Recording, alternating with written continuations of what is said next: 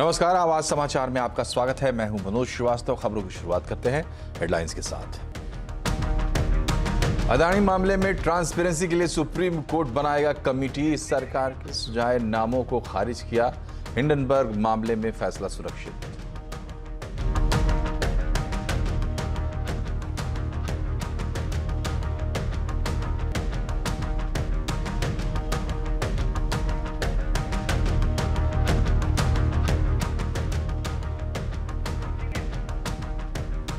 अमेरिकी कारोबारी George Soros ने पीएम मोदी पर दिया विवादित बयान तो भड़की बीजेपी। कहा, भारत को बदनाम करने की हो रही साजिश। बीबीसी डॉक्यूमेंट्री को ब्रिटिश सांसद ने बताया शर्मनाक पत्रकारिता।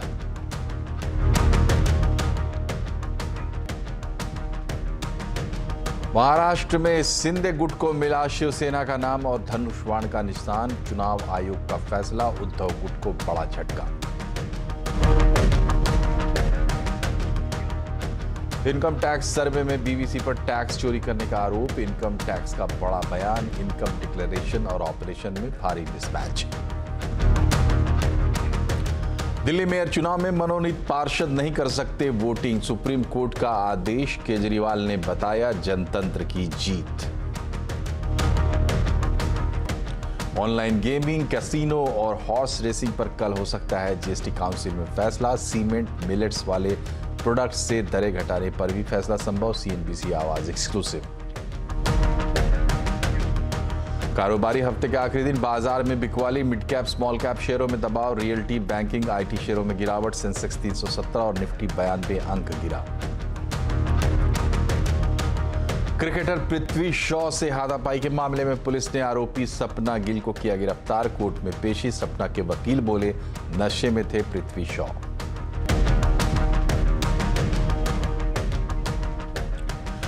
महाराष्ट्र में शिंदे गुट को शिवसेना का नाम और निशान दोनों मिल गए हैं। आज चुनाव आयोग ने यह फैसला दिया है। इस खबर पर ज्यादा जानकारी के लिए बात करेंगे अपने संवाददाता विवेक गुप्ता से। विवेक, बताइए, ये चुनाव आयोग का फैसला, इधर मामला कोर्ट में भी चल रहा है, तो क्या अंतिम रूप से ये तय हो गया कम से कम बीएमसी इलेक्शन के लिए कि तीर धनुष का निशान और शिवसेना का नाम शिंदे गुट को मिल गया?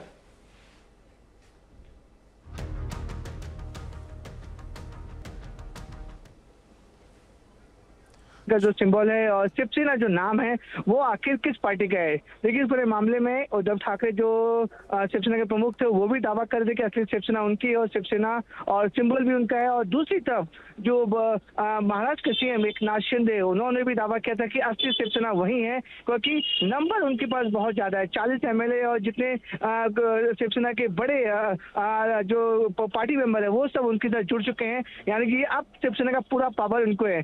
देखिए महेश, इसको ये काफी पॉलिटिकल इवेंट, बड़ा इवेंट था जिसको दोनों ही पार्टी क्लेम कर रही थी। पूरा मामला सुप्रीम कोर्ट तक गया और सुप्रीम कोर्ट में मैटर अभी भी चल रहा है, लेकिन सुप्रीम कोर्ट ने कुछ दिन पहले कहा कि ये इलेक्शन कमीशन तय करेगा कि आखिरकार जो सिंबल है और पार्टी का नाम किसे देना है, क्योंकि इलेक्शन कमीशन एक ऑर्गेनाइजेशन है जो तय करेगी कि आखिरकार ये सिंबल और पार्टी का नाम किसका होना है। दोनों ही पक्षों ने अपनी अपनी जो भी डॉक्यूमेंट्स है, दलीलें हैं, पूरी ताकत लगा रही और इलेक्शन कमीशन को दस्तावेज दिए और सुप्रीम कोर्ट में भी ये पूरा मैटर चला। सुप्रीम कोर्ट ने भी आज ही 7 बेंचों में यह फैसला देगी, 7 बेंच इस पर सुनवाई करेगी। लेकिन शाम होते होते अब इलेक्शन कमीशन ने तय कर लिया है, उनका फाइनल कॉल है कि धनुष बाण जो शिवसेना का चिन्ह है और शिवसेना का नाम वो अब उद्धव ठाकरे के साथ नहीं रहेगा, बल्कि अब धनुष बाण का चिन्ह और शिवसेना का नाम एकनाथ शिंदे जो महाराष्ट्र के सीएम है उनके पक्ष में फैसला दिया है। तो कहीं ना कहीं आने वाले चुनाव जो खासकर बीएमसी चुनाव है उसमें एकनाथ शिंदे को बड़ा फायदा होता हुआ नजर आ रहा है, क्योंकि देखिए लोगों को कंफ्यूज था कि शिवसेना किसकी है और शिवसेना। विवेक, ये बताइए कि शिवसेना की कोई प्रतिक्रिया आपको मिल पाई है, यानी उद्धव ठाकरे गुट की? देखिए महेश, इसमें अब हम लोग पूरी कोशिश कर रहे हैं कि शिवसेना पक्ष में हम लोग उनकी बात कर सके, लेकिन फिलहाल ये डिसीजन इलेक्शन कमीशन का भी कुछ देर पहले ही आया है, तो उसको लेकर अभी उद्धव ठाकरे के पास से कोई भी स्टेटमेंट इशू नहीं हुआ है। हम कोशिश कर रहे हैं कि उद्धव ठाकरे या फिर आदित्य ठाकरे इस पूरे मामले में बातचीत कर सकें कि उनका क्या इसमें राय है। महेश तो जो खबर मिल रही है विवेक, और ऐसे भी जो कॉमन सेंस बनता है उसमें यह है कि चुनाव आयोग के इस फैसले के खिलाफ शिवसेना जो है, यानी उद्धव ठाकरे ग्रुप जो है, वो सुप्रीम कोर्ट का दरवाज़ा खटखटा सकता है। तो तमाम तरह के विकल्प खुले हुए हैं, अभी भी ये लड़ाई शांत नहीं हुई है विवेक। बिल्कुल कैसे आपने देखिए महेश देखिए पहले ही से ये देखिए पैरेलल जगह ये दो जगह चले थे। पहला मैटर जो सुप्रीम कोर्ट में चला था, दूसरा मामला जो है वो इलेक्शन कमीशन में चला था। लेकिन सुप्रीम कोर्ट ने पहले बोला कि ये जो मामला है वो इलेक्शन कमीशन तय करेगा कि पार्टी का नाम और पार्टी के सिंबल वो किसे देने हैं। तो कहीं ना कहीं अब ये इलेक्शन कमीशन के ऊपर डिपेंड हो गया था कि आखिरकार ये जो पार्टी का नाम और सिंबल किसे देने हैं। दोनों ही पक्ष ने अपने अपने जितने भी दस्तावेज हैं, डॉक्यूमेंट्स हैं, वो सारी चीजें इलेक्शन कमीशन को दी। लेकिन इसमें अभी भी उद्धव ठाकरे जो फैक्शन है उनके पास लीगल तौर पर देखा जाए तो लीगलिटी अगर उसमें देखी जाए तो अभी भी वो सुप्रीम कोर्ट का दरवाजा खटखटा सकते हैं। लेकिन अमूमन अब माना जा रहा है कि उद्धव ठाकरे की जो हाथ से जो शिवसेना का सिंबल था और शिवसेना का पार्टी नाम था वो फिलहाल हाथ से निकल चुका है। और बड़ी राहत आप बोल सकते हैं एकनाथ शिंदे के लिए जो शुरू से क्लेम कर रहे थे और बागी बन गए थे शिवसेना के 40 विधायकों के साथ उन्होंने बीजेपी के साथ मिलकर सरकार बनाई और वो इस समय महाराष्ट्र के चीफ मिनिस्टर हैं। वो भी दावा कर रहे थे कि असली शिवसेना उनकी है। अब इलेक्शन कमीशन के इस फैसले के बाद बीएमसी चुनावों में अगर किसी को फायदा होता हुआ नजर आ रहा है तो वो है एकनाथ शिंदे। जी, बहुत बहुत शुक्रिया आपका विवेक। और ये एक बड़ी खबर महाराष्ट्र के लिए, खास करके बीएमसी चुनावों के लिए। बढ़ते हैं आगे, सुप्रीम कोर्ट की दूसरी बड़ी खबर, अडानी हिंडनबर्ग मामले में कमेटी बनाने की याचिका पर सुप्रीम कोर्ट ने अपना फैसला सुरक्षित रख लिया है। सुप्रीम कोर्ट ने सरकार की तरफ से सील बंद लिफाफे में भेजे गए नामों को अस्वीकार कर दिया है। सुप्रीम कोर्ट ने कहा है कि पारदर्शिता के लिए सुप्रीम कोर्ट खुद कमेटी बनाएगा। डिटेल लेते हैं असीम मनचंदा से। असीम, बताएं क्या क्या हुआ आज कोर्ट में। देखिए, अडानी हिंडनबर्ग मामले में सुप्रीम कोर्ट 2 जनहित याचिकाओं पर सुनवाई कर रहा है। इन दोनों याचिकाओं में पूरे मामले की जांच करने की मांग की गई थी। सुप्रीम कोर्ट ने इस पर सेबी और सरकार से जवाब मांगा था। सरकार ने आज अपना जवाब सीलबंद लिफाफे में सुप्रीम कोर्ट के सामने रखा। सुप्रीम कोर्ट में सरकार ने कमेटी बनाने पर सहमति भी जताई थी। आज जब सुप्रीम कोर्ट ने इस लिफाफे को खोला तो सुप्रीम कोर्ट ने कहा कि हम इन नामों का स्वीकार कर रहे हैं। ट्रांसपेरेंसी के लिए, पारदर्शिता लाने के लिए हम इन नामों को स्वीकार नहीं कर सकते हैं। ऐसा लगेगा कि सरकार ने ही कमेटी का चयन किया है, तो हम इस मामले में अपनी कमेटी खुद बनाएंगे। सुप्रीम कोर्ट ने इस पूरे मामले पर अपना आदेश सुरक्षित रख लिया। सुप्रीम कोर्ट बाद में अपना फैसला सुनाएगा। सुप्रीम कोर्ट रिटायर्ड जज की अध्यक्षता में इस पूरे मामले की जांच करने के लिए कमेटी बना सकता है। साथ ही Supreme Court term of reference भी सेट कर सकता है कि ये कमेटी किस किस मामले की जांच करेगी। तब हमें सुप्रीम कोर्ट के फैसले का इंतजार करना पड़ेगा। सुप्रीम कोर्ट कब अपना इसका फैसला सुनाता है और इसके ऊपर कमेटी बनाता है। शुक्रिया असीम। और इस पूरे मामले पर कांग्रेस नेता सचिन पायलट ने बयान दिया है, आपको सुनाते हैं। इस पूरे अडानी प्रकरण पर अपनी बात को रखा, सरकार से सवाल पूछे, लेकिन दुर्भाग्यवश किसी भी सवाल का जवाब दिया नहीं गया। हम लोग चाहते हैं कि जैसे पूर्व में हुआ, इतने बड़े घोटाले की जांच एक जेपीसी के माध्यम से होनी चाहिए। और ज्वाइंट पार्लियामेंट्री कमेटी पहले भी निर्माण इनका हुआ है। अगर सरकार के पास कुछ छुपाने को नहीं है तो जेपीसी का गठन में वो क्यों पीछे हट रहे हैं। और इतना बड़ा यहाँ पर एक प्रश्न उठा है संस्थाओं के ऊपर, पब्लिक सेक्टर अंडरटेकिंग्स के ऊपर, बैंकों के ऊपर, रेगुलेटरी बॉडीज के ऊपर, उसके बावजूद भी सरकार इससे पीछे हट रही है। ये समझ से परे है। और मुझे लगता है कि देश में जो आर्थिक व्यवस्था बनी है, हमारी जो साख है, उसको ठेस ना पहुंचे, इसके लिए एक निष्पक्ष जांच बहुत जरूरी है।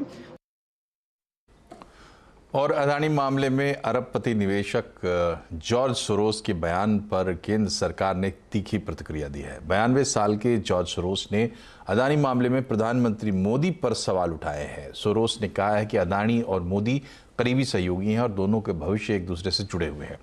प्रधानमंत्री मोदी अडानी मामले पर खामोश हैं, लेकिन उन्हें विदेशी निवेशकों और संसद को जवाब देना पड़ेगा। अडानी मामले के चलते मोदी कमजोर होंगे और भारत में लोकतांत्रिक प्रक्रिया की वापसी होगी। Modi and business tycoon Adani are close allies. Their fate is intertwined. Modi is silent on the subject, but he will have to answer questions from foreign investors and in Parliament. This will significantly weaken Modi's stranglehold on India's federal government and open the door to push for much needed institutional reforms. I may be naive, but I expect a democratic revival in India. George Soros के इस बयान पर केंद्रीय मंत्री स्मृति ईरानी ने कड़ी प्रतिक्रिया दी है। ईरानी ने कहा है कि एक ऐसे समय में जब भारत की इकोनॉमी मजबूत होकर उभरी है, जॉर्ज सोरोस भारतीय लोकतंत्र को अस्थिर करना चाहते हैं। हर हिंदुस्तानी को, चाहे वो व्यक्ति हो या राजनीतिक पार्टी, जॉर्ज सोरोस को जवाब देना चाहिए। जॉर्ज सोरोस का ये ऐलान कि वो हिंदुस्तान में मोदी को झुका देंगे, हिंदुस्तान की लोकतांत्रिक ढांचे से चुनी हुई सरकार को ध्वस्त करेंगे, उसका मुंहतोड़ जवाब हर हिंदुस्तानी को देना चाहिए। जब भारत विश्व की 5वीं सबसे बड़ी अर्थव्यवस्था बनकर उभर रही है, ऐसे में हिंदुस्तान के लोकतांत्रिक ढांचे में हस्तक्षेप करने का ऐलान करने वाले जॉर्ज सोरोस को एक स्वर में हम जवाब दें। इधर बीबीसी के खिलाफ इनकम टैक्स के सर्वे और डॉक्यूमेंट्री बैन की चर्चाओं के बीच ब्रिटेन के सांसद बॉब ब्लैकमैन ने बीबीसी पर तगड़ा हमला किया है। बॉब ब्लैकमैन ने कहा है कि गुजरात दंगों पर बनी बीबीसी की डॉक्यूमेंट्री प्रोपेगेंडा का हिस्सा है और इसे रिलीज ही नहीं होना चाहिए था।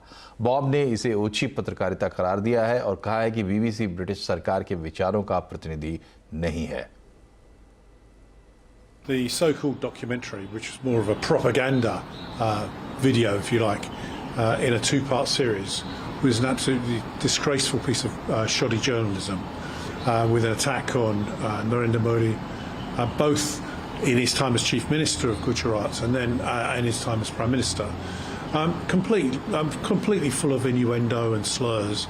It should never have been broadcast by the BBC. और इधर इनकम टैक्स विभाग ने बीबीसी के दफ्तरों के सर्वे पर आज बयान जारी किया है। विभाग का कहना है कि बीबीसी जिस पैमाने पर भारत में काम कर रही है, उसके हिसाब से इनकम कम और प्रॉफिट कम दिखाई गई है। कुछ रेमिटेंसेस को दिखाया ही नहीं गया है और उन पर टैक्स भी नहीं भरा गया है। इसके साथ ही ट्रांसफर प्राइसिंग डॉक्यूमेंट में भी गड़बड़ियां पाई गई है। डिटेल लेते हैं आलोक प्रियदर्शी से। बताया आलोक, विभाग के बयान में क्या क्या खास बातें हैं?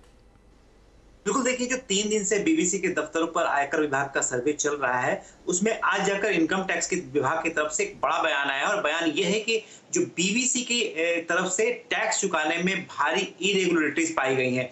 इसके अलावा जो सबसे बड़ी बात है, जिस लेवल पे बीबीसी का इंडिया में ऑपरेशन है, जिसमें हिंदी, इंग्लिश से लेकर तमाम डिजिटल प्लेटफॉर्म पर, टीवी पर जितना कंटेंट क्रिएट होता है और जिस लिहाज से हैवी ट्रैफिक यहाँ से इंडिया से जाता है, उस लिहाज से देखें तो जो इनकम है या फिर जो फाइनेंस है, वो कोरोबोरेट नहीं करते, वो मैच नहीं कर रहे हैं। तो यानी कि जो जिस हिसाब से इनकम का जनरेशन हो रहा है और जिस हिसाब से वहां पर कंटेंट क्रिएट हो रहे हैं, उस हिसाब से कोई मैच नहीं है। यहाँ पर कम आय दिखाया गया है, कम आय दिखाकर टैक्स चोरी करने की कोशिश की गई है। इसके अलावा ये भी बताया गया कि जो विदेश में जो कर्मचारी हैं, बीबीसी के कर्मचारी, उनको यहां से पेमेंट की जा रही है, इंडियन एंटिटी के जरिए पेमेंट की जा रही है। इसके अलावा विदेश से जब कोई पैसा इंडिया में आता है, फॉरेन एंटिटीज को मिलता है, तो उसको इनकम के तौर पर नहीं दिखाया गया इंडिया में। तो इस तरह से कई तरह की जो ट्रांसफर प्राइसिंग की बात बार बार आ रही थी, ट्रांसफर प्राइसिंग के नियमों के मुताबिक बीबीसी ने टैक्स नहीं चुकाया है।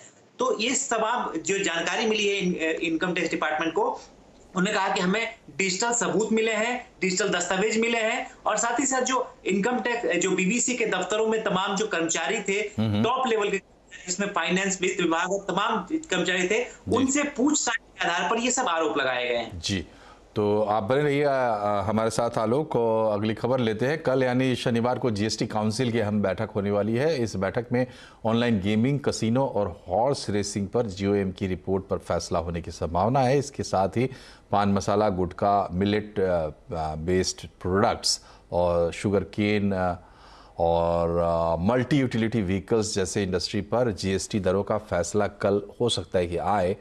एक बार फिर से चलते हैं आलोक के पास। बताया आलोक, कल क्या उम्मीद है बैठक से? देखिए, 49वीं जीएसटी काउंसिल की बैठक है, उसमें उम्मीद यही की जा रही है कि ऑनलाइन गेमिंग, हॉर्स रेसिंग और कैसीनो पर कोई फैसला आएगा। हालांकि ये एजेंडा जीएसटी काउंसिल की बैठक में नहीं है, लेकिन हमें सूत्रों से जानकारी मिली है कि कुछ राज्य वित्त मंत्री यानी कि जो जीएसटी काउंसिल के चेयरमैन है, उनसे परमिशन लेके इस मुद्दे पर फैसला करने की मांग कर सकते हैं। अगर ऐसा हुआ तो इस पर कुछ फैसला बन सकता है। हालांकि सरकार की तरफ से ये बार बार कहा जा रहा है कि 28% जीएसटी ही इन तीनों आइटम चाहिए। इसके अलावा कई सारे और आइटम है जिसमें ग्रुप ऑफ मिनिस्टर्स ने अपनी रिपोर्ट सौंपी है पान मसाला गुटखा जैसे इंडस्ट्री पर। ये सिफारिश इनमें और सख्ती की जानी चाहिए ताकि इनसे ज्यादा टैक्स इवेजन की जो स्थिति है उससे निपटा जाए। इसके अलावा कई सारे आइटम्स के दरों में कमी भी की जा सकती है, जिसमें खास तौर से अगर देखें तो मिलेट बेस्ड प्रोडक्ट्स हैं। इंटरनेशनल मिलेट्स ईयर मना रहा है भारत, उसमें 18% से इसे घटाकर 5 या 0% किया जा सकता है। इसके अलावा जो शुगर केन राब है वहां पर भी जीएसटी में कटौती हो सकती है और एमयूवी को जो एसयूवी कैटेगरी में लाकर टैक्स सेस लगाने की का प्रस्ताव था वो टल सकता है। इसके अलावा सीमेंट पर भी वित्त मंत्री ने अब खुद इंडस्ट्री को आश्वासन दिया था कि उस पर जीएसटी कटौती करने के बारे में विचार करेंगी। हालांकि ऐसा लगता है कि इसका ये मुद्दा सीधे फिटमेंट प्रस्ताव भेज दिया जाएगा और अगली जीएसटी काउंसिल की बैठक में सीमेंट पर दरों में कटौती करने पर कोई फैसला हो सकता है। चलिए, बहुत बहुत शुक्रिया आपका आलोक। और बढ़ते आगे, क्या बाजार में अभी और करेक्शन बाकी है? आज आवाज अड्डा में इसी पर होगी बड़ी चर्चा शाम 7:57 पर।